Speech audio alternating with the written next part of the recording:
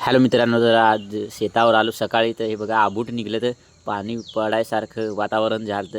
तर बघत होतो, हे बघा काळे ढग मस्त निघाले होते आणि पाणी पडेल असं वाटत होतं. पण नंतर मग ढग पसरले जिकडे तिकडे.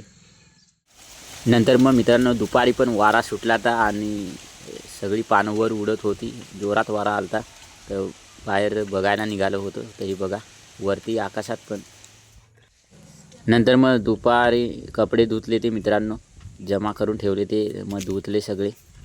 तर हे बघा दोरीवर सुकत घातले ते आणि सुकत पण आले होते.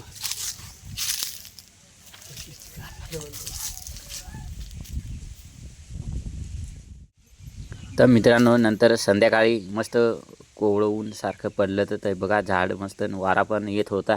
तर भारी दिसत होता नजारा. आणि थम्सअप होता आणला होता, तर थोडा होता तर मग पिला मी. ऊन पण लागत होतं थोडं, त्याच्यामुळं मस्त वाटत होतं. नंतर मग मित्रांनो हे बघा शेकटाचे शेंगा पाडले ते. काही जण शेवग्याचे शेंगा म्हणतात त्याला, पण आमच्या इकडे गावठी भाषेत शेकटाचे शेंगा म्हणतात त्याला. तर त्या पाडल्या ते.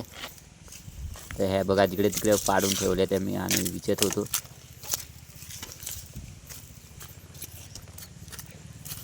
तर एक तर दूर गेली ती मित्रांनो, ती वरती होतो तेव्हाच बघून ठेवली ती, नाही तर तशीच गेली असती आणि वाळून गेली असती. त्याच्यामुळं सगळीकडे बघावं लागतं मित्रांनो. तर ह्या बघा वरतं आहेतच अजून. तर जसे लागल्या तसे आम्ही पाडतो आणि भाजी करून खातो. तर तुम्हाला दाखवतो. ह्या बघा इकडे पडल्यात त्या सगळ्या. मग एक एक करून विचत होतो मी आणि एका ठिकाणी गोळा करून ठेवत होतो आणि नंतर मग घेऊन जायचे होते.